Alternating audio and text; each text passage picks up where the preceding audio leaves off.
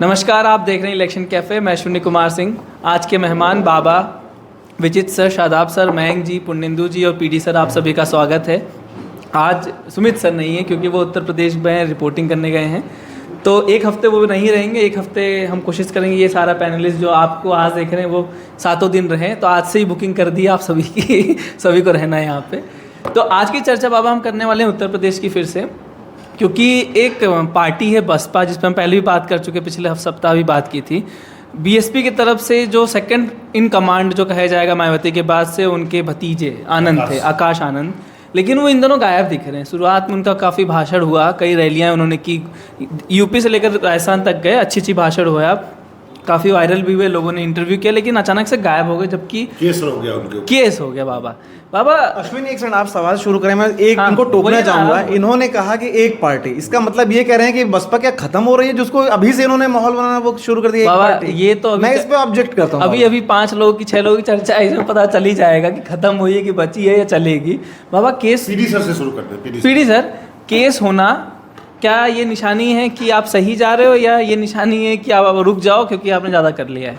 हाँ, असल में केस तो डराने के लिए किए जाते हैं, उनकी हकीकत क्या है तो बाद में पता चलेगा। दुर्भाग्य से आकाश से पहले खुद मायावती पिछले 1 दशक से, यानी जब से वो सत्ता से हटी हैं तब से कुछ इस तरह राजनीति में पेश आ रही हैं जैसे लगता है या तो वो डर की शिकार हैं या प्रलोभन की शिकार हैं। ये हम नहीं जानते हैं कि सच्चाई क्या है। लेकिन देखिए, बीएसपी का संगठन एक चीज़ है, बीएसपी का जनाधार दूसरी चीज़ है, मायावती और आकाश उसके तीसरे सिरे हैं। तो सिर्फ मायावती और आकाश की नाकामी या कामयाबी पे ये तय कर लेना बहुत अनुचित होगा कि बसपा ख़त्म हो चुकी है। बसपा के साथ एक बात समझिए कि वो एक तरह की सामाजिक अन्याय और पूर्वाग्रह की शिकार पार्टी हमेशा से रही। हाँ, मतलब जाने अनजाने 2007 से 2012 तक का कार्यकाल यूपी के सरकारी आंकड़ों के मुताबिक सबसे बेहतर आर्थिक प्रगति का कार्यकाल था। उस समय मतलब आज जो एक्सप्रेस वे पे मारामारी होती है, उस समय दिल्ली से आगरा तक का एक्सप्रेस वे उन्होंने बनवा दिया। हाँ।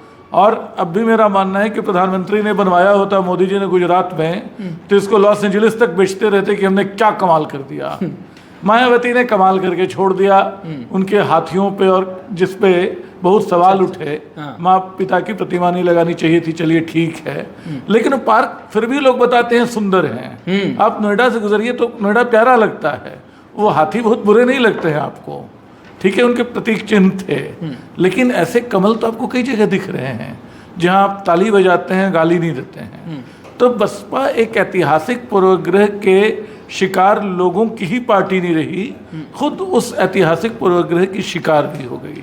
दुर्भाग्य उसका कि लड़ने के लिए जो जज्बा कांशीराम ने पैदा किया था, वो संगठन के पूरे पैदा किया था। कांशीराम के 2 संगठन थे, एक तो शुरू में DS4 जो बाद में उन्होंने बनाया DS4, और उसके पहले बामसेफ बनाया था। हाँ। इन दोनों संगठनों की मार्फत साइकिल भले समाजवादी पार्टी का चिन्ह है, लेकिन साइकिल से असली खेल उन्होंने किया, कांशीराम ने किया था।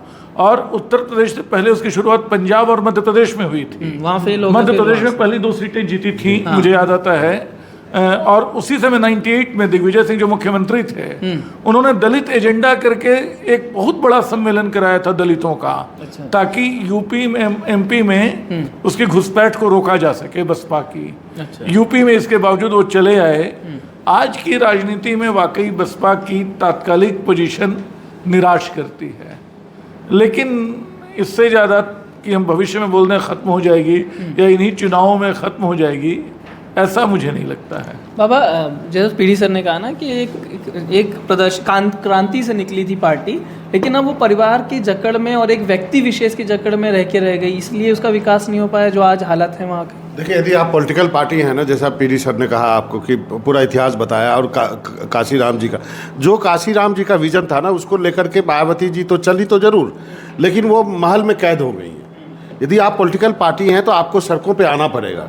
तो आप यदि आंदोलन में नहीं आते हैं तो आप कैद होकर रह जाते हैं। यही वजह है कि आप देखिए पिछले चुनाव में यदि आपको आंकड़े होंगे तो बीएसपी ने 10 सीटें जीती थी, समाजवादी बीएसपी का वो था, गठबंधन था, तो समाजवादी का वोट गया इसका मतलब उनको, लेकिन सपा बीएसपी का वोट सपा को नहीं गया, तो वो 5 सीट पे आ गए थे अखिलेश। तो ये क्या दर्शाता है? एक तो हायरार्की तय नहीं है, अभी आपने हायरार्की तय की है। एक नया लड़का आया है जिसको भाषण के बाद लोगों ने कहा कि बहुत अच्छा बोलता है, जरा इसको भी सुना जाए। लोगों ने सुना, अब उसके ऊपर 2 केस हो गया। केस तो होते रहते हैं चुनाव के समय, तो सबके ऊपर केस होते हैं। केस होने के बाद उनकी रैलियां रद्द हो गई। अभी एक कैंडिडेट बदल दिया जौनपुर से, श्याम सिंह यादव को दिया। वो राहुल गांधी के न्याय यात्रा में भी शामिल हुआ था। हम लोग जानते हैं उनको, पार्लियामेंट में मिलते हैं। हमें तो लगा था कि कांग्रेस टिकट देगी उनको, लेकिन उनका मैंने वीडियो देखा, कल ही उनको बताया कि आज वो शायद नॉमिनेशन करने वाले कर दिए होंगे अभी तक। तो इसका मतलब ये है कि बीएसपी का जो एक वोट बैंक है, वो वोट बैंक पिछले चुनाव में लगा कि वो बीजेपी में गया।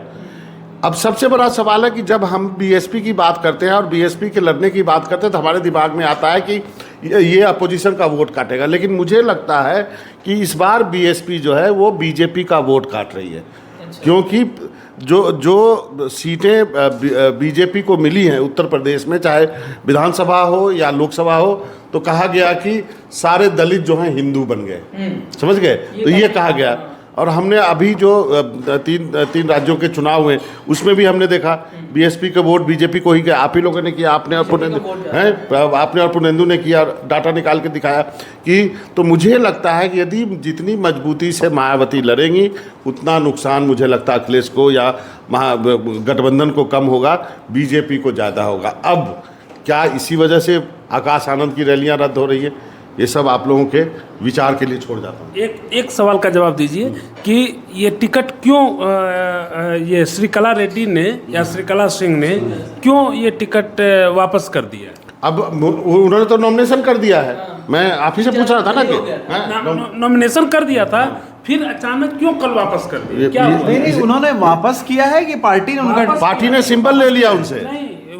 इसमें 2 तरह की खबरें हैं, इसीलिए किसी को पता हो। 2 बड़े नेताओं की मुलाकात भी हुई है जिसकी बड़ी चर्चा है। नहीं, मुलाकात तो और एक फोन भी गया है, कहा गया कि फोन कॉल हुआ, उसके बाद सब कुछ बदल गया। वो देखिए, मैं एक चीज़ जानना चाह रहा हूँ कि वो टिकट कैंसिल उन्होंने वापस किया है या फिर उनसे लिया गया है, ये क्लियर है क्या? क्योंकि नहीं, जो मीडिया में रिपोर्ट्स आई हैं, क्योंकि एक तो क्या प्रेस कम्युनिकेशन कोई बसपा का होता नहीं है, ना कोई प्रवक्ता अधिकारी तौर पर बोलता है। तो सोशल मीडिया पे जो पत्रकारों ने खबरें लिखी, अलग अलग पत्रकारों की खबरें पढ़ रहा था, तो उसमें उन्होंने ये कहा कि अचानक से बसपा ने अपना कैंडिडेट बदल दिया, और कैंडिडेट बदल के रात को फ़ोन गया, हम जैसे वीडियो भी सुन रहे थे कि उनके पास फ़ोन आया कि आप हमारे आधिकारिक कैंडिडेट होंगे, तो उनको टिकट बोल दिया गया कि आप जरिए जाके नॉमिनेशन करिए। तो इसका मतलब ये हुआ कि बीएसपी, हम मान कर चलते हैं कि श्रीकला सिंह का टिकट बीएसपी ने वापस ले लिया। अगर अब एक चूँकि बीएसपी के बारे में जिस तरह की वो राजनीति पिछले कुछ वर्षों से कर रही है, ऐसा लग रहा है कि ऐसी एक धारणा बन गई है कि वो बीजेपी की बी टीम की तरह काम कर रही है। बाबा की इस बात से मैं भी सहमत हूँ कि वो बी टीम की तरह नहीं है। उसने वहाँ एक यादव उम्मीदवार खड़ा करके उसने बीजेपी और समाजवादी पार्टी दोनों की उम्मीदों को धूमिल किया है, और उसका उम्मीदवार जीत सकता है। क्यों जीत सकता है? क्योंकि वहाँ पर यादव, ठाकुर, ब्राह्मण, दलित और मुसलमान सभी 2 से 2.5 लाख के रेंज में है। तो उन्होंने माफ़ कीजिएगा, यादव और दलित, क्योंकि बीएसपी का जो ये है जो कोर वोटर है वो यादव को दे देगा, और यादव को जब दिखता है कि हमारा जीत रहा है तो उनको दे सकते हैं। प्लस मुसलमान उसको देगा जो बीजेपी को जिताएगा। एक सामान्य सा ये फार्मूला है, इसमें कोई बहुत ज़्यादा रिसर्च करने की ज़रूरत नहीं है। तो इसीलिए वो बीजेपी ने बीएसपी ने अपने लिए जीत की उम्मीदें ढूंढी है। दूसरी बात, बाबा की ही बात को मैं आगे बढ़ाऊंगा कि गाजियाबाद और नोएडा या और बाकी जगहों पर बीएसपी ने जिस तरह से ठाकुर उम्मीदवार या वैसे जिन उम्मीदवारों को खड़ा किया, ज़्यादातर वो उम्मीदवार बीजेपी के वोटर रहे हैं। इसलिए पता नहीं, मुझे ये लग रहा है कि हो सकता है बीएसपी अपने लिए कोई नई रणनीति अपना रही हो, शायद इसीलिए ऐसा कुछ कर रही हो। नहीं, बिल्कुल। देखिए, मैं विचित्र मणि जी की बात को आगे बढ़ाऊंगा। एक डेटा मेरे पास है, जो कि बीएसपी ने अभी तक 23 मुस्लिम कैंडिडेट दिए हैं, 15 ब्राह्मण को उतारा है, और उसके बाद उन्होंने 8 छत्री कैंडिडेट दिए हैं, 4 यादव दिया है। इधर 1-2 टिकट बदला है, तो हो सकता है इसमें थोड़ा सा अंतर आए। यादव 5 हो जाएंगे, लेकिन सबसे ज़्यादा 23 मुसलमान दिए हैं। तो सवाल ये है कि मुसलमानों को इतनी संख्या में टिकट क्यों दिया गया? क्या मायावती मुस्लिम हितैषी हैं, या वो मुस्लिम रिप्रेजेंटेशन वो चाहती हैं कि मुसलमानों को संसद में ज़्यादा भेजा जाए? एक तो लॉजिक ये हो सकता है, या दूसरा लॉजिक हो सकता है कि वो किसी का खेल बिगाड़ना चाहती हैं। वो चाहती हैं कि भाई ये जो मुस्लिम वोट है, जिसको आमतौर पर माना जाता है, जिसको कहने में भी कोई गुरेज नहीं है कि वो भाजपा के खिलाफ वोट करता है, वो देखता है कि भाजपा को कौन हरा रहा है और वो उसको वोट दे देता है। तो उत्तर प्रदेश में स्वाभाविक सी बात है कि जब कांग्रेस और सपा का गठबंधन है, तो मुस्लिम वोटर की पहली चॉइस जो है वो ये गठबंधन है। थोड़ा बहुत वोट कहीं इधर उधर जा सकता है। तो ये जो मायावती ने 23 मुस्लिम उम्मीदवार दिए हैं, आप देखेंगे कि ज़्यादातर मुस्लिम जो सीटें हैं उस पर उनके मुस्लिम कैंडिडेट हैं। आप मुरादाबाद चले जाइए, रामपुर, संभल, या बहुत सी ऐसी जगहों पे जहाँ पे मुस्लिम थोड़े भी साइजेबल हैं, 20-25% वोट हैं, जहाँ पे लोग मान रहे हैं कि मुसलमान नहीं जीत सकता है, लेकिन फिर भी वहाँ मुस्लिम दिया गया है। तो ये कोई छोटा बच्चा भी मायावती की रणनीति को समझ सकता है। अब ये इसलिए मुझे लगता है कि देखिए, आपको याद होगा एक टाइम था कि बहुजन समाज पार्टी ने सरकार बनाई थी। उन्होंने एक समीकरण बनाया था, ब्राह्मण, यादव और मुसलमान, उनके 2 दाहिने और बाएं हाथ हुआ करते थे, नसीमुद्दीन सिद्दीकी और सतीश मिश्रा, और मायावती ने एक कॉम्बिनेशन बनाया था। लेकिन बाद में धीरे धीरे वो पार्टी कमज़ोर होती चली गई। एक एमएलए उनके सिर्फ जीते विधानसभा में, उमाशंकर सिंह जो बलिया से जीते थे। सांसद सिर्फ उनके, वो तो सपा से गठबंधन हो गया तो बन गए। तो सवाल ये है कि मायावती के ऊपर तमाम सवाल खड़े करते हैं लोग कि वो जो टिकट बांटती हैं, क्या वो सचमुच जिताने के लिए अपना प्रत्याशी जिताना चाहती हैं या किसी को हराना चाहती हैं?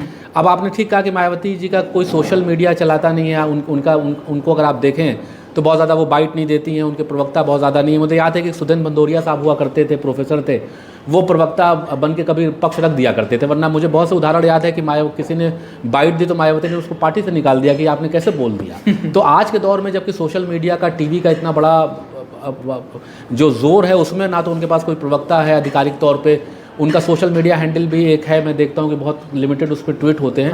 तो ये सब चीज़ें हैं। तो बड़ा जो मायावती की जो राजनीति है इस वक्त बड़ी रहस्यमय है। जिस तरीके से आकाश आनंद गायब हो गए प्रचार करते करते। किसी को मालूम है सतीश मिश्रा कहाँ है? मतलब मैं तो ढूंढ रहा हूँ, गायब ही हो गया एकदम। एक समय मायावती का आंख नाक सब वही होते थे ना। चलिए अब आप बताइए, विधानसभा चुनाव तक वही थे महंग सर? हाँ, उनके बारे में हमको कुछ पता नहीं है, लेकिन बहुत सारा कमेंट किया गया, उसको हम कुछ रिस्पॉन्ड करें। इन्होंने कहा, प्रियदर्शन सर ने कहा कि बीएसपी ख़त्म नहीं होगा और उसका ओबिचुरी लिख देना सही नहीं है। हम उसमें थोड़ा सा रिफाइन करना चाहेंगे। बीएसपी एज एन आइडिया, जब तक ऑपरेसर ऑपरेस रहेगा, बीएसपी एज एन आइडिया हमेशा रहेगा। एज ए पॉलिटिकल पार्टी, हम लास्ट बार भी बोल चुके थे कि एज ए पॉलिटिकल पार्टी शायद बीएसपी के ओबिचुरी लिखने की ज़रूरत है।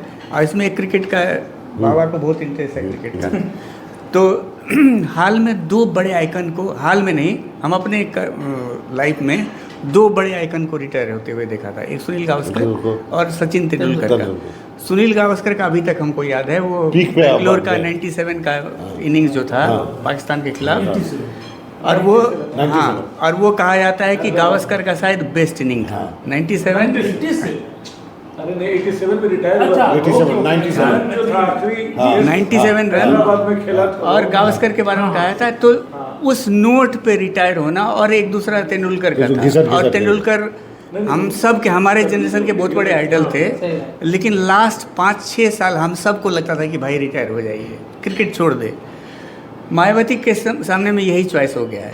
मायावती शायद हार के बाद उसको रिकंसाइल नहीं कर पाई कि बीजेपी, मतलब उत्तर प्रदेश हमको रिजेक्ट कर सकता है, जबकि मायावती की छवि थी कि मोस्ट एबल एडमिनिस्ट्रेटर। तो उस सदमे के बाद वो नया अपने आप को रिडिफाइन नहीं कर पाई और नया रास्ता नहीं तलाश पाई, इसीलिए इसकी बी टीम है या डरी हुई है, ये सब नहीं है। मेरे ख्याल से मायावती जी के पास फोकस का अभाव है कि वो अब नेक्स्ट स्टेप क्या करें, अपने आप को कैसे रिवाइव करें, या रिवाइव करने की ज़रूरत भी है क्या।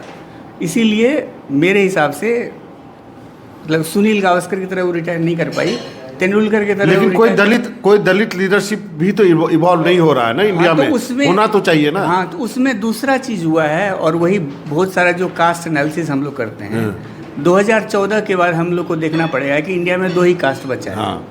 एक मोदी जी का सपोर्टर और एक मोदी जी का विरोधी, और कोई कास्ट नहीं है, कोई कास्ट इक्वेशन, कास्ट के चश्मे से जो हम इलेक्शन देखते हैं उसको लगता है कि हमको चश्मे की बदलने की ज़रूरत है।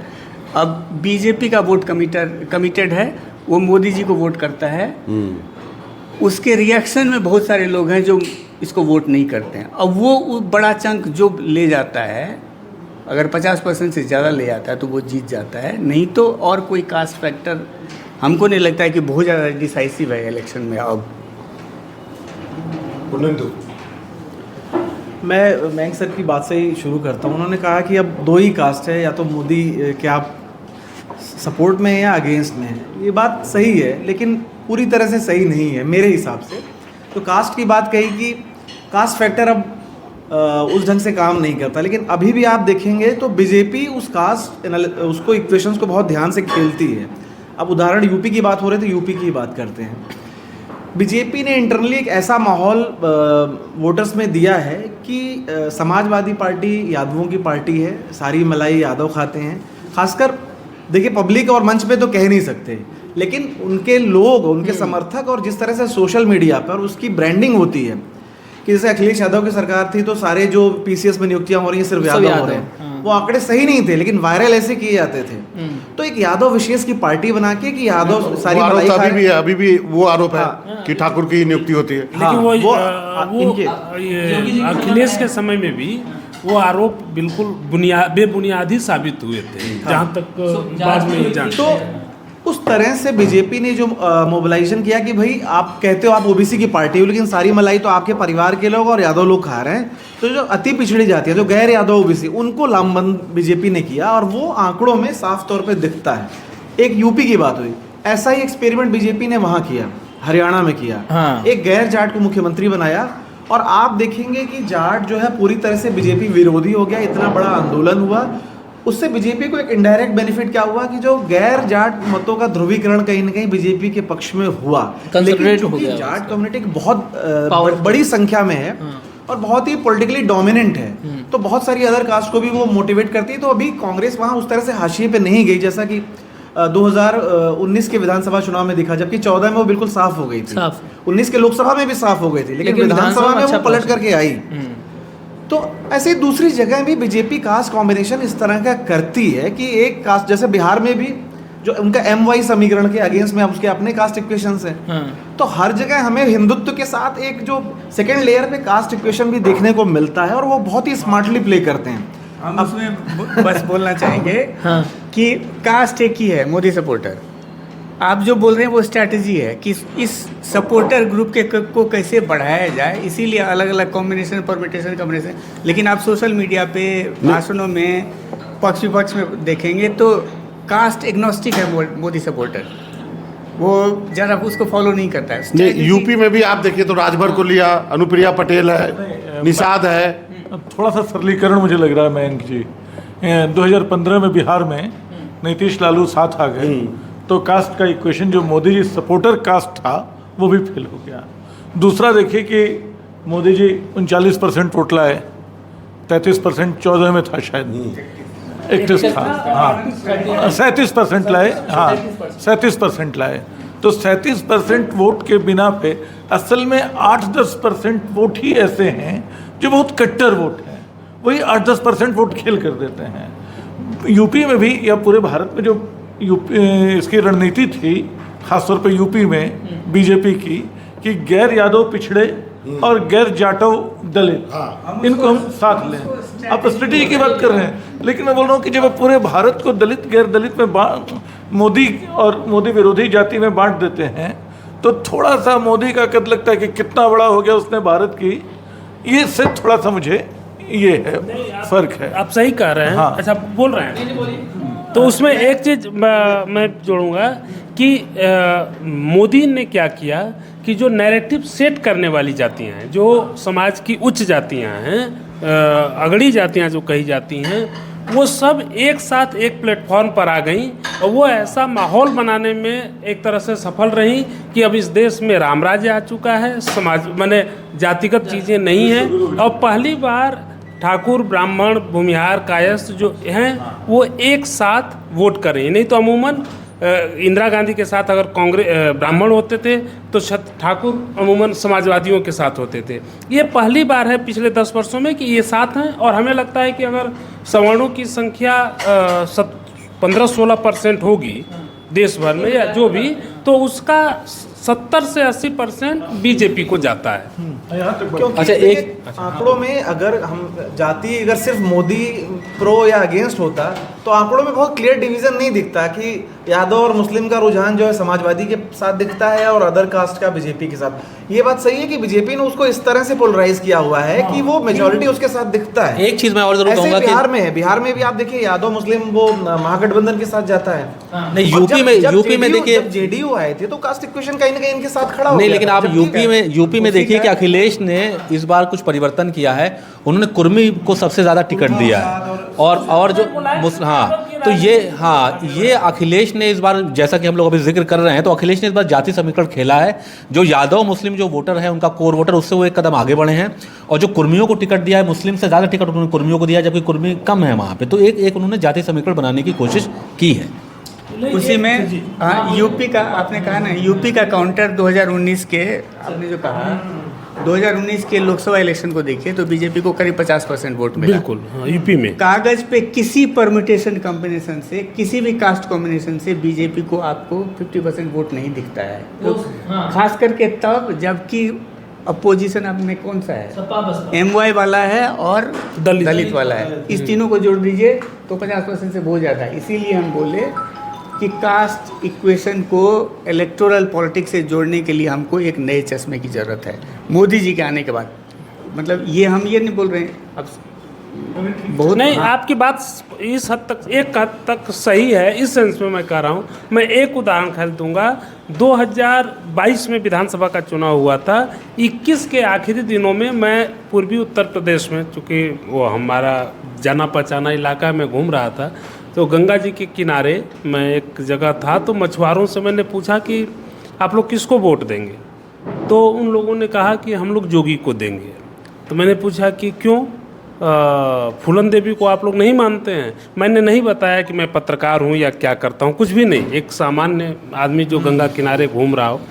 तो उन सबों ने कहा कि नहीं, फूलन देवी तो हमारी नेता है। फूलन देवी के प्रति उनके मन में बहुत गौरव का भाव था। तो हमने कहा उस फूलन देवी को तो मुलायम सिंह यादव ने सांसद बनाया था। तो बोले हाँ, मुलायम सिंह ने ये किया था, लेकिन अखिलेश के समय में यादवों ने हमें बहुत त्रस्त किया। तो उस समय सिर्फ यादव और मुसलमानों का चलता था और बाकी लोग हमारे खिलाफ रहते थे। तो ये नैरेटिव बाकी EBC या OBC जातियों को, उनको जोड़ने में काम, मैंने बीजेपी से जोड़ने में एक तरह से मतलब क्या कहें, जो ये होता है जोड़ने का काम किया। ये चीज़ हमें लगता है कि जैसे उसके बाद भी ये लगता था कि ठीक है, ये हम इंडिविजुअल हो सकता है मामला, लेकिन हमें लगता है जब चुनाव का रिजल्ट आया तो मुझे लगा कि इस तरह का एक की मेंटालिटी बन चुकी थी। तो आपका ये करना सही है, लेकिन सर उसमें भी ये है कि बीजेपी ने जो तमाम छोटी बड़ी जातियों के जो जातिगत अस्मिता के प्रतीक रहे हैं, उनको जिस तरह से आगे बढ़ाया है, तो उससे बीजेपी के साथ उन लोगों को जुड़ने में एक मदद मिली। बीजेपी विचित्र सर गठबंधन में भी जातियों का पूरा ख्याल करती है, वरना ओम प्रकाश राजभर को दोबारा क्यों लेती? अभी बयान अगर आप उनके रिपीट करिए, ओम प्रकाश किस तरह के बयान है मोदी जी को लेके, योगी जी को लेकर के, दोबारा ले आए, मंत्री बनाया, सीट भी दिया है उनको। निषाद पार्टी जो उनको गोरखपुर में ही हराया था उनके बेटे ने, उनको अपने अलायंस में ले लिया। अब वो उनकी पार्टी के सिंबल पे लड़ते हैं। अनुप्रिया पटेल, सोनीलाल पटेल की पॉलिटिक्स पता नहीं है सबको क्या रही है, किस तरह से, क्या अनुप्रिया पटेल को उन्होंने साथ, तो आपने कास्ट कॉम्बिनेशन बिठाने के लिए तो इनको जोड़ा हुआ है।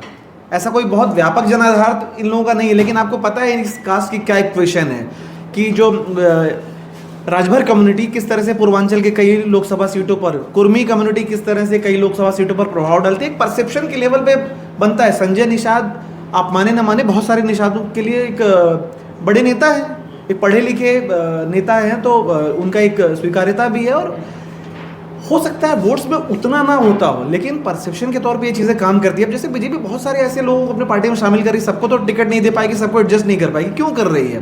क्योंकि वो मैसेज देना चाहती है कि भाई विपक्ष में कुछ बचा है नहीं, सब हमारी तरफ आ रहे हैं, ताकि लगे कि इलेक्शन बिल्कुल वन साइडेड है। जिसकी जरूरत नहीं उसको भी शामिल कर रही है पार्टी में। तो वो है। मैं सर जो आपका सवाल था जो उन्होंने बताया ना कि बीएसपी एज अ पार्टी ओबिचुअली लिख सकते हैं, लेकिन उसका जो वोटर बेस है ना उस पर नहीं, क्योंकि वो अभी भी है। सवाल ये है कि सर क्या उस जो वोटर बैंक को वो बीजेपी उसको कैटर कर रही है, उसको जो चाहिए था घर वो दिया, उसने राशन चाहिए था खाने के लिए क्योंकि गरीबी में थे तो उनको दिया।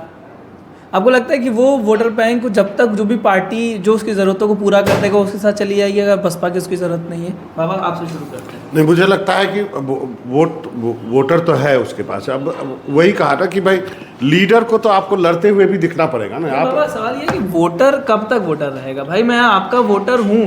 कांग्रेस के ज़माने में लोग कहते थे कि 50 साल तक वोटर था आपका, लेकिन वो छटक गया वोटर। वो छटक गया, लेकिन मैं अभी भी मानता हूँ कि मायावती के समय जितना दलितों के लिए काम हुआ ना, शायद कोई सरकार उतना काम कर नहीं पाएगी। ये एक सच्चाई है, इसको आपको मान के चलना पड़ेगा। भले ही उनकी अपनी नीतियाँ, उनकी वो जिस ढंग से रहती हैं, जिस ढंग से वो लोगों से मिलती जुलती नहीं है, ये एक अलग सवाल है जो हम बार बार इस बात को कर रहे हैं कि वो लड़ती हुई दिख ही नहीं रही है। चुनाव है, इतना बड़ा देश का चुनाव है, इतना महत्वपूर्ण चुनाव है, आप इतने बार चीफ मिनिस्टर रह चुके हैं, आपको लड़ते हुए भी दिखना है। और दूसरी बात, आप इसी समय आपने सक्सेशन भी अनाउंस कर दिया। क्या कुछ दिन पहले नहीं हो सकता था? चुनाव के बाद नहीं हो सकता था? एक नए लड़के को ले आए हैं आप। क्या आपके मन में इस बात को की दुविधा थी कि आपके नेतृत्व में हम चुनाव में नहीं जा सकते हैं? आपने किसी से गठबंधन नहीं किया। मुझे मालूम है कि मल्लिकार्जुन खड़गे साहब ने बहुत कोशिश की कि मायावती को इस फोल्ड में लाने के लिए, नहीं आई। तभी जो है अब आरोप लगते हैं कि क्या वो बीजेपी की बी टीम है। आरोप तो इसी बात को लग रहा है। यदि इतने लोग आए तो मायावती भी आ सकती थी, उनको भी न्योता दिया गया था कि आप आइए, हमारी मीटिंग में आइए। खैर ये अलग बात है, लेकिन मुझे सबसे बड़ी बात ये लगती है कि जिस ढंग से प्रत्याशी बदला है, क्या ये रणनीति है, क्या कोई अंदर साठगांठ है? क्योंकि ये जो बात शादाब ने भी कही कि इतने सारे मुस्लिम को टिकट दे करके क्या वो सपा का खेल बिगाड़ रही हैं, क्या इंडिया ब्लॉक का वो खेल बिगाड़ रही हैं? ये सब चीज़ भी आपको ध्यान में रखने की ज़रूरत है। विजय सर आपकी कमेंट्री इस विषय नहीं, जो कमेंट्री कर चुके हैं उससे आगे तो कुछ कहने के लिए इसमें अभी नहीं है। ये ज़रूर है कि बीएसपी के पास वोट अब भी हैं। ये है कि दलित वोट भी छिटके हैं। दलित वोटों का एक हिस्सा लाभार्थी के रूप में बीजेपी के साथ गया है। जो सवर्ण वोटर हैं वो और चाहे ओबीसी हैं वो धर्मार्थी के रूप में। बीजेपी के 2 वोटर हैं, एक लाभार्थी है, एक धर्मार्थी है। तो तीसरा जब भी बीएसपी अच्छा की है, चाहे वो पूर्ण बहुमत की सरकार बनाई या फिर लोगों के साथ भी, तो उसके साथ दलितों के साथ दूसरे वोटर भी जुड़े। 2007 में उसके साथ ब्राह्मण और मुसलमान दोनों जुड़े। वो आज कोई दूसरी जाति उसके साथ दिखती नहीं है। अब अगर कोई अंडर करेंट हो जाए तो हम लोग दिल्ली में बैठ करके कुछ नहीं कर सकते। जी बिल्कुल। देखिए, जो वितीश जी ने कहा उसी बात को आगे बढ़ाएंगे कि मायावती जो है वो SC ST के आमतौर पे पॉलिटिक्स करती हैं। उसमें भी जो जाटो वोट है उसको वो एड्रेस करती थी। गैर जाटो बहुत ज़्यादा उनके साथ नहीं था, लेकिन वो एक समीकरण बनाती थी। जैसे उनके साथ मुस्लिम जुड़े, ब्राह्मण जुड़े, और जहाँ जिस पार्टी जो जिस जाति का मजबूत आदमी होता था वो उसको टिकट दे देती थी। हालांकि उनके टिकट बांटने के तरीके पर भी बहुत ज़्यादा सवाल उठे कि उनके जो कोऑर्डिनेटर्स होते थे उनका क्या तरीका होता था। बहुत लोगों ने आरोप लगाया कि भाई उनसे कुछ आर्थिक मदद मांगी गई, फिर उनको टिकट दिया गया। ये सब पब्लिक डोमेन में आया, लेकिन मायावती से विचलित नहीं हुई। आपको याद होगा कि वो बर्थडे मनाया करती थी, उसमें बड़ा धूमधाम से कहती थी कि आप मुझे दीजिए, चंदे दीजिए, जेवर तक लोगों ने दिया। हालांकि अब उन्होंने मना कर दिया, लोक लाश से अब वो नहीं मनाती हैं बर्थडे। वो कहती हैं कि आप रसीद कटा लीजिए। ये जो प्रतीक चिन्हों की बात अभी आपने उठाई कि प्रतीक चिन्ह उन्होंने बनाए, बड़े खूबसूरत लगते हैं, तो एक बार हम लोगों का मिलना हुआ था उनके करीबी लोगों से, जिसमें वो ये दावा कर रही थी कि ये जो प्रतीक चिन्ह बनाए वो अपने वोटर्स को दिखाना चाहती थी कि देखो हम सत्ता में आए हैं तो हमने तुम्हारे लिए ये बनाया है, किसी और ने आपको बनाकर ये नहीं दिया है। तो वो एक सम्मान का भाव जो है वो SC ST कम्युनिटी के दिल में डालना चाहती थी कि देखो हमारे आने से तुम्हारे इतने बड़े बड़े ये बन गए, वरना आपको कौन पूछता। तो ये जैसा बाबा ये कह रहे हैं कि भाई जितना काम हुआ मायावती के ज़माने में उतना कभी नहीं हुआ। मुझे याद है कि जब बसपा की सरकार थी तो जितने भी SC ST जो उनके लीडर्स हुआ करते थे वो थाने जाते थे, अपने काम कराते थे। उनके में एक जो सम्मान का भाव था, जो जाति अभी तक दबी कुचली थी उसको एक उन्होंने राजनीतिक जो उसकी आकांक्षा थी उसको पूरा किया, लेकिन उन्होंने जोड़ा, बाकी लोगों को भी जोड़ के वो आकांक्षा पूरा किया था। लेकिन अभी ऐसा लगता है कि मायावती अकेली पड़ गई है, जिसके पीछे चाहे जो भी रीज़न हो, अभी वो पब्लिकली तो डिस्कस नहीं हो सकता है, लेकिन वो लड़ती हुई नहीं दिख रही हैं, ये मैं भी मानता हूँ। एक वो माइक ले लीजिए आप, एक लीजिए, एक माइक। आपसे तीनों लोगों से सवाल रहेगा, आगे वाला सवाल। एक पार्टी जिसकी ओबिचुरी 2014 से लिखना शुरू हुई थी वो थी कांग्रेस पार्टी, लेकिन अभी तक ख़त्म नहीं हो पाई और वो फाइटिंग में दिख रही है। तो दूसरी पार्टी जो बीएसपी, जिसकी लोग चर्चा कर रहे हैं, मान रहे हैं ना, फाइट में दिख रही है। आप मान रहे हैं? नहीं, आप मान रहे हैं कि नहीं? जनता मान रही है, क्योंकि वही ऑपोजिशन है तो वही मान रहे हैं। लेकिन दूसरी पार्टी जिसकी हम बात कर रहे हैं आज, बसपा की, आज लगातार हम शायद तीसरा वीडियो इस कैफ़े में बात कर रहे हैं, वो पार्टी ऑबिचुरी तक ना जाए या जाए वो अलग बात है, लेकिन वो पार्टी फाइटिंग में नहीं दिख रही। कांग्रेस भले ही सीटें उसकी 2/3 में आ चुकी हैं, डबल डिजिट में चल रही हैं, लेकिन वो फाइटिंग दिख रही है मयंक सर। तो क्या फाइटिंग में ना दिखना ही दिखाता है कि आप ख़त्म होने वाले हैं, या फाइटिंग दिखने से दिखाता है कि आप बचे रहेंगे? क्योंकि जो उनके भतीजे थे उन पे 2 FIR हुआ और FIR के बाद वो गायब हो गए, और ऐसा कुछ लोगों ने बताया जो बसपा के जानने वाले हैं, वो कह रहे थे कि ऊपर से कहा गया कि आप रैलियाँ ना करिए, रैलियाँ बंद कर दीजिए। आपके दूसरे सवाल, नए सवाल के जवाब से पहले पहला वाला सवाल पे हम आएंगे। पूर्णेंदु जी से इंस्पायर्ड होकर आज हम भी बहुत बोलना चाहते हैं। आज बाबा चुप है, और प्रियदर्शन सर को हमसे ज़्यादा इस मामले में इंसाइट होगा। बिहार और यूपी के पॉलिटिक्स को आप देखेंगे, और शुरू के कांसीराम और शुरू के मुलायम सिंह यादव और शुरू के लालू प्रसाद यादव ने जिस ग्रुप को जोड़ा था, सब अलग अलग होके उन्होंने अपनी पार्टी खड़ी की। अब लालू के अंदर में जो काम किया, लालू ने जिन को लीडर बनाया, मुलायम ने जिन को लीडर बनाया, कांसीराम ने जिन को लीडर बनाया, सभी वो कोई EBC तो दलित का ये ग्रुप, तो कास्ट का ये ग्रुप रिप्रेजेंट करता है। काशीराम तो यहाँ तक अमेठी लड़ जाते थे भाई, उनको अपनी प्रेजेंस फील कराने के लिए अमेठी तक से उन्होंने चुनाव लड़ा है। इसको समझने के लिए थोड़ा सा 1-2 एग्जाम्पल देंगे हम। बिहार और यूपी का पॉलिटिक्स अगर आप देखेंगे तो कांग्रेस ने भी दोनों स्टेट में यादव चीफ मिनिस्टर भी बनाया था। बिहार में भी हाँ, और रामलखन सिंह यादव, बिहार में कर्पूरी ठाकुर, रामलखन सिंह यादव मुख्यमंत्री कभी नहीं रहे। मुख्यमंत्री नहीं बने, मुख्यमंत्री शायद बने थे। नहीं, बीपी मंडा भी यादव में है, रामलखन सिंह यादव कोई मुख्यमंत्री नहीं बना। हाँ, लेकिन बिहार में कांग्रेस ने भी यादव नहीं, यादव को चीफ मिनिस्टर बनाया है कांग्रेस ने। खुद यादव थे, राम नरेश यादव रहे, दरोगा रहे। अब हुआ क्या, लेकिन कभी भी कांग्रेस को यादवों की पार्टी नहीं कही गई। हुआ क्या कि ये मतलब कास्ट का मोबिलाइजेशन इंडियन पॉलिटिक्स में डेमोक्रेसी के चलते हुआ कि कांग्रेस उस समय की 60-70 में अपर कास्ट की पार्टी मानी थी, खासकर ब्राह्मण की पार्टी मानी जाती थी। अपर कास्ट की भी पार्टी नहीं थी कांग्रेस, ब्राह्मण। और उसने कोऑप्ट किया था बड़े बड़े ग्रुप को। OBC यादव है, इन्फ्लुएंशियल यादव है, तो कांग्रेस ही है वो। बाद में रामलखन यादव, हाँ, उसी तरह के यादव तो थे, प्रभावशाली। हाँ, तो ये पॉलिटिकल मोबिलाइजेशन के क्रम में हुआ कि जिनको लगा कि मेरे पास नंबर है, हम क्यों नहीं अपनी पार्टी बना लें, ये नेचुरल है। उसी तरह OBC में, OBC बहुत बड़ा ग्रुप है, और हमने लिखा भी था, और 2011 में जो सेंसस हुआ था 11 लाख कास्ट पता चला था कि कम से कम 11 लाख OBC ग्रुप है इंडिया में। सब ग्रुप से बोलते हैं उसको, हाँ, सब कास्ट OBC के अंदर। उसमें कुछ बहुत डोमिनेंट हैं, जैसे यादव हो गया, बिहार और यूपी में यादव, वहाँ बिहार और यूपी में यादव। कुर्मी भी यूपी बहुत न्यूमेरिकली बहुत इंपॉर्टेंट नहीं रहा है। रेड्डी वहाँ अनडिवाइडेड आंध्र प्रदेश में, और कम्मा छोटा उससे, इससे जाट हो गया, मराठा हो गया, पटेल हो गए, ये सब डोमिनेंट ग्रुप रहा है। वक्का लीगा वहाँ पे पहले सब कांग्रेस के साथ जुड़े हुए थे, बाद में सबका अपना मतलब एस्पिरेशन हुआ कि हम किसी का पिछला ग्रुप, हमारे पास नंबर है, हम किसी का।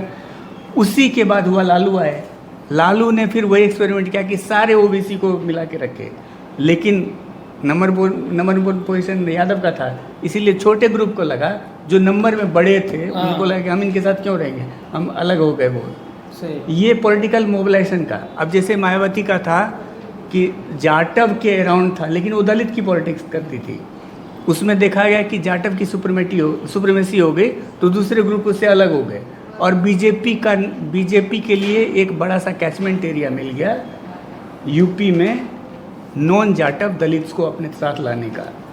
ये इंडियन इलेक्टोरल हिस्ट्री का जो पॉलिटिकल मोबिलाइजेशन हुआ कि एक डोमिनेंट ग्रुप से नाराज होके सब ने अपनी पार्टी, ये डेमोक्रेसी का नेचुरल प्रोसेस है।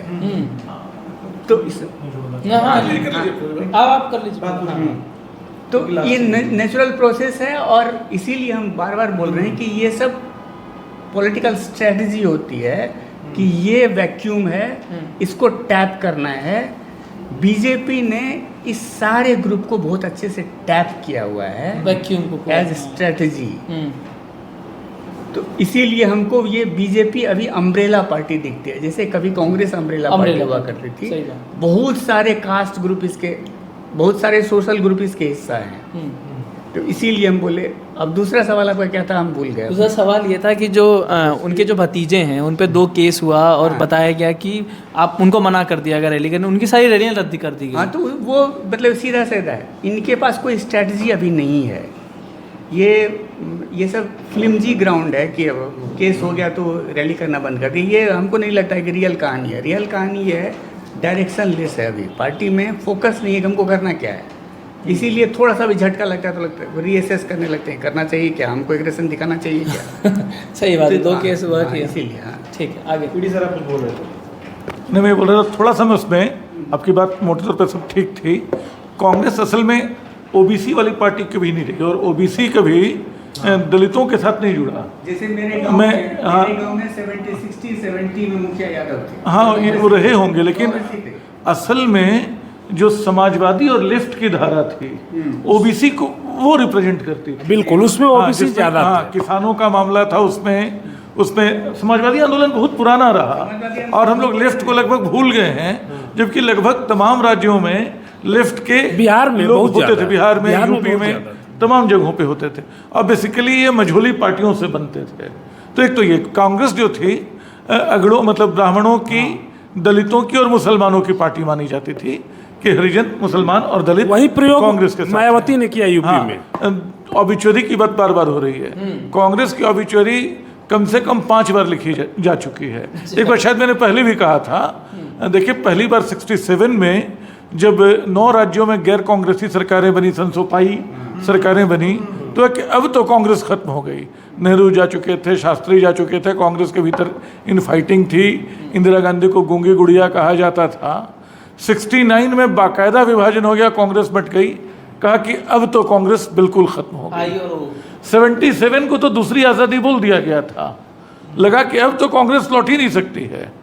3 साल बाद वो लौट आई, है ना। राजीव गांधी की मृत्यु, इंदिरा गांधी की मृत्यु के बाद भी अखबारों ने कहा कि कांग्रेस खत्म, अब कांग्रेस को कौन बचाएगा। 2 साल के पायलट को लेकर चुटकुले चलते थे, अब वैसी कविताएं लिखना मुश्किल है। मुझे याद है शायद माणिक वर्मा की कविता थी, यान का चालक, एक था बालक यान का चालक, बन बैठा वो राजा, इटली से लेकर आया कौन सा बाजा बजा, संग बजा रहा इटली की रानी, मेरे देशवासियों सुन लो ये कहानी। ये कविताएं चलती थी। और पाश ने राजीव गांधी के खिलाफ लिखा था, इंदिरा गांधी के खिलाफ। उसके मृत्यु पे वैसी श्रद्धांजलि किसने दी होगी, मैंने जीवन भर उसके खिलाफ लिखा और सोचा है। आज उसके शोक में सारा देश शरीक है, तो इस देश से मेरा नाम काट दो। और मैं उस पायलट की धूर्त आंखों में चुभता हुआ भारत हूँ, उसका अपना कोई भारत है तो उस भारत से मेरा नाम काट दो। ये हाल उस समय इंदिरा राजीव का हो रहा था, कांग्रेस फिर भी बच गई। 96 में जो नरसिम्हा राव हार चुके थे, सोनिया गांधी रिवाइव करने की कोशिश कर रही थी। 2004 तक लगता था कांग्रेस तो गई, अटल आडवाणी की। तो इसलिए ऑबिचुअरी जो होती है ना, हम लोग बहुत ज़्यादा तात्कालिकता पे जीने के आदी हो गए हैं। 2008 में हम लोगों को राहुल गांधी बड़े नेता लगते थे, 2000 बसपा पे लौटते हैं। देखिए 3 चीज़ें हैं जो मैं पहले भी बोल रहा था, प्रतीकात्मकता बहुत मैटर करती है, सांगठनिक शक्ति बहुत मैटर करती है, और जो बात आपने कही आइडिया, विजन, दृष्टि बहुत मैटर करती है। 2 चीज़ें बीएसपी के पास अब भी बची हुई हैं। यानी सबसे बड़े प्रतीक आज की तारीख में भारतीय राजनीति में जो है, अंबेडकर हैं, वो ज्योतिराव फूले हैं, पेरियार हैं। मतलब इनकी प्रतिमा पे आप पत्थर फेंकें तो आग लग जाएगी। गांधी पे तो आप आज कीचड़ उछाल सकते हैं, गांधीवादियों में ताकत नहीं बची कि वो लड़ लें, है ना। मार्क्स को आप कुछ भी बोल दें, मार्क्सवादियों में हिम्मत नहीं कि लड़ लें। लेकिन दलित चेतना जो नए उभार में है, वह अंबेडकर और पेरियार को हाथ लगाने नहीं देगी। एक बात ये। दूसरी बात ये कि उनका वोट बचा हुआ है। दृष्टि वाला जो मामला है, जो कांशीराम का गैप है, कांशीराम बहुत बड़े स्ट्रेटेजिस्ट थे। मतलब वो कांग्रेस बीजेपी दोनों को बोलते थे सांपनाथ है, नागनाथ है, हम तो दोनों से दोस्ती कर लेंगे, हमें क्या है।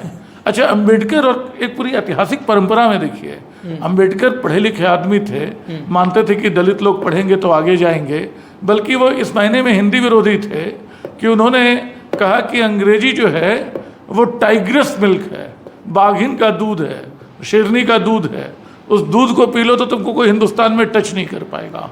तो बोलते थे पढ़ो लिखो आगे बढ़ो। कांशीराम ने सारा फार्मूला पलट दिया, कहा पढ़ने लिखने की जरूरत नहीं है, गुरु किल्ली है सत्ता, वो पंजाबी थे, गुरु किल्ली मतलब मास्टर की, तो उस सत्ता को हासिल कर लो, हाँ मास्टर की, उस सत्ता की चाबी हासिल कर लो, सारा सम्मान सारा कुछ मिल जाएगा। मुझे लगता है कि थोड़ा सा जो गैप आया, मतलब कांशीराम को जो नया अंबेडकर बनना था वो शायद सत्ता की किल्ली हासिल करने में, मास्टर की हासिल करने में थोड़ा वो पीछे रह गए। उन्होंने सत्ता तो हासिल कर ली, लेकिन सामाजिक प्रतिष्ठा उस सत्ता के साथ आई और सत्ता के साथ चली गई।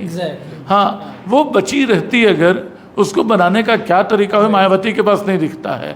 उनकी जगह भरने की कोशिश बहुत कर रहा है ये चंद्रशेखर जो आया है। बल्कि अभी जो हाल में एनडीटीवी पे आकाश का एक इंटरव्यू आया, तो आया, मैंने कहा तुरंत बना के दे दो, तो किसी ने कहा कि अंग्रेजी में बोल रहा है सर। तो लोगों ने कहा देखो ये अपने वोटरों को क्या समझाएगा, ये तो इंग्लिश में बोल रहा है। मैंने कहा उसके वोटर यही देख के खुश हो जाएंगे कि अंग्रेजी बोल रहा है, उसका आदमी अंग्रेजी। अंबेडकर जो जीवन भर नीला सूट पहनते रहे, गांधी के सामने मजबूरी नहीं थी, वो अपना अंगोछा और गमछा ओढ़ के चल सकते थे, उनको नहीं साबित करना था बड़े आदमी हैं। वो जब उनसे पूछा गया, जब गोलमेज सम्मेलन में के बाद सम्राट ने वहाँ पार्टी दी, तो उनसे बाहर निकले तो पूछा गया कि बकिंगम पैलेस है, बकिंगम पैलेस में, तो उनसे पूछा गया कि आपको नहीं लगता है कि आपने कुछ कम कपड़े पहने थे। गांधी ने कहा कि मेरे हिस्से के कपड़े राजा ने पहन रखे थे। तो गांधी को साबित नहीं करना था, अंबेडकर को अपने समुदायों के सामने साबित करना था कि वो नीला सूट पहन सकते हैं, वो उनकी बराबरी के हैं। शायद आकाश यही साबित करने की कोशिश कर रहे होंगे, लेकिन मुझे लगता है कि अभी जो नेतृत्व का एक बड़ा शून्य है, वो बीएसपी का एक बड़ा संकट है आइडिया के तौर पे। और अब प्रतीकों को हड़पने का जो खेल बीजेपी करती रही है, यानी वो पटेल को हड़पने की कोशिश, बोस को हड़पने की कोशिश, अंबेडकर को भी हड़पने की कोशिश, कर्पूरी ठाकुर को साथ लेने की कोशिश, इस खेल में कितना लंबा ये खेल जाएगा मैं नहीं जानता हूँ, लेकिन इसकी पोल खुल ही जाएगी देर सवेर अंततः।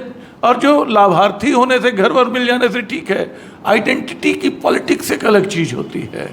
ये मेरा आदमी है, मेरे लिए कुछ करे न करे, लेकिन मेरी मैयत यही उठाएगा, ये ख्याल बहुत बड़ा ख्याल होता है। सही बात। तो वो हिंदुस्तान में तो बहुत गहरी जड़ें हैं उसकी, और वो सामाजिक लड़ाई बाकी है जो सब एक हो जाए, तो मुझे लगता है बीएसपी बनी रहेगी। पुनिंदु जी कुछ एंड अप करना है? हाँ देते हैं। आज पूरा बन के ही रहेंगे। आज विचित सर बोल रहे हैं मेरा कैसे ये देते हैं कि हमने क्या कहा, हमने कहा कि यादव चीफ मिनिस्टर कांग्रेस ने भी बनाया था, बिहार में भी, यूपी में, लेकिन कभी भी यादव की पार्टी नहीं रही कांग्रेस।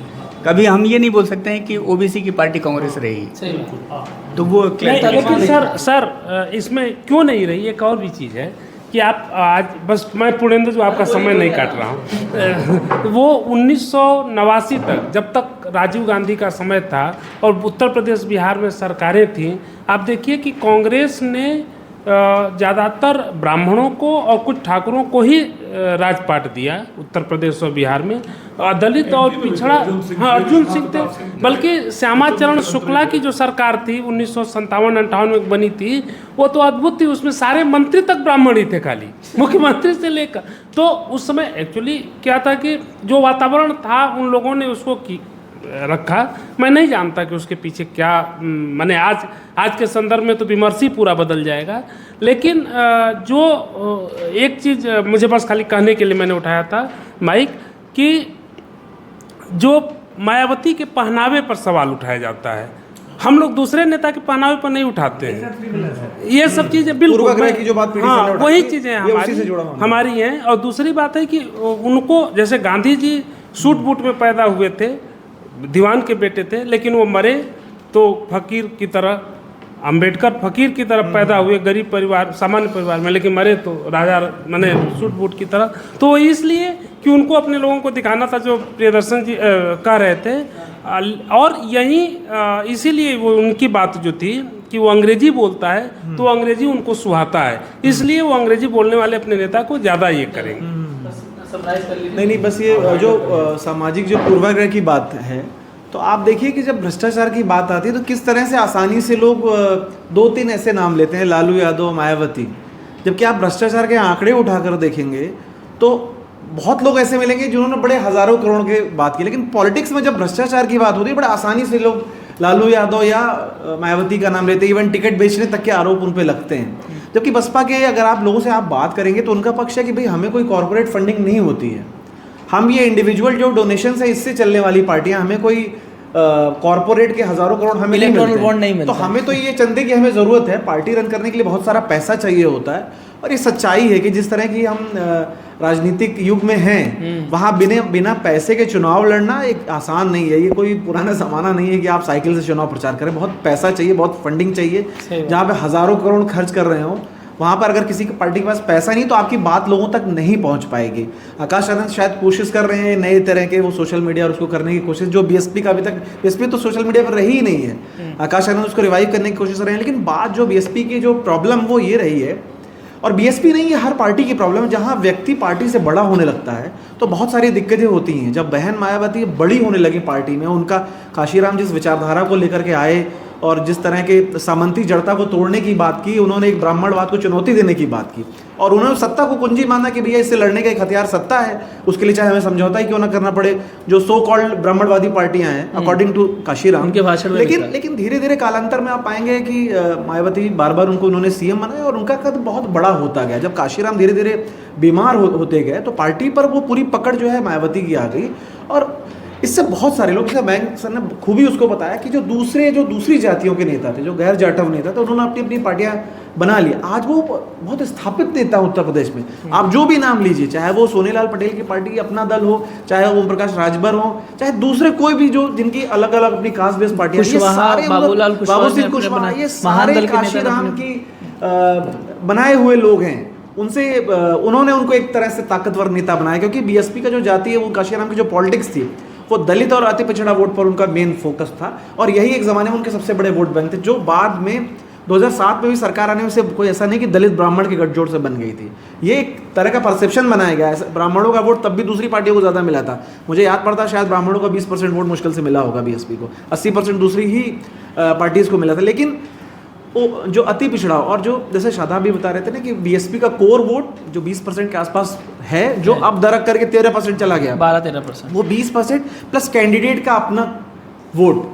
लेकिन जो मैं इस बात से सहमत हूँ कि मोदी ने आके एक चीज़ बदल दी। अब लोकल कैंडिडेट का धीरे धीरे जो प्रभाव था वो बहुत कम हो गया है।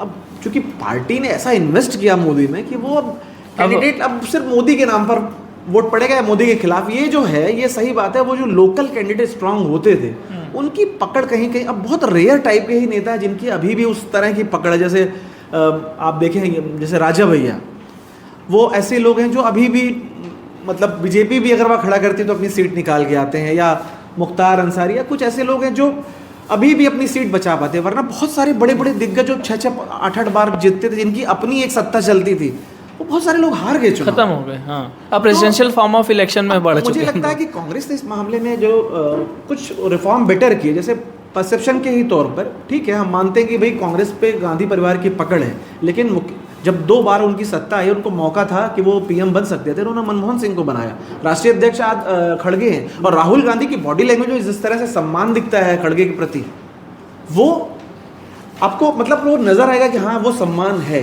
तो वैसा ही प्रयोग मुझे लगता है कि बहुजन समाज पार्टी को भी करना चाहिए। उनको दिखाना चाहिए कि भाई अब ये परिवार विशेष की पार्टी नहीं है, ताकि जो कोर वोट आपका दरक रहा है वो इस तरह से तो चला जाएगा। किसी अगर वो, जैसा आपने उस दिन बड़े अच्छे से कहा, अगर बिजनौर से चंद्रशेखर आज़ाद जीतते हैं तो वो नगीना से जो सुरक्षित सीट है, अगर वहाँ से वो जीतते हैं और लोकसभा में पहुँचते हैं तो एक मतलब बड़ा एक चेहरा दलित राजनीति का हमें हो सकता है कि वो मिल जाए। ठीक बाबू, कुछ आप कह रहे थे? नहीं, मैं कुछ नहीं कह रहा था। जो कुछ पूर्णेंदु जी ने कहा, बस एक चीज़ अगर कह सकें तो ये कि हमारे देश में धर्म, जाति ही सबसे बड़ी धर्म है।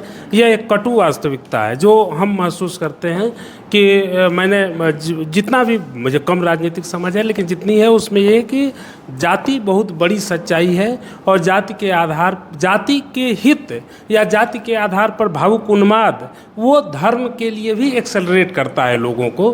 तो मायावती के लिए जो लोग जुड़े हैं वो कोई नई चीज़ नहीं कर रहे हैं। जो जितनी बड़ी जाति का है वो उतनी ज़्यादा करता है। क्योंकि पिछड़ी जातियाँ यदि कुछ भी करें तो हम उनमें प्रश्नवाचक चिन्ह लगा देते हैं, अन्यथा ये एक बहुत बुरी स्थिति है इस देश की। इसीलिए जाति तो बहुत बड़ा कारक है ही हमारे यहाँ, वोटिंग का भी और चुनाव में सारे फैसलों का भी, लोगों के ज़्यादातर।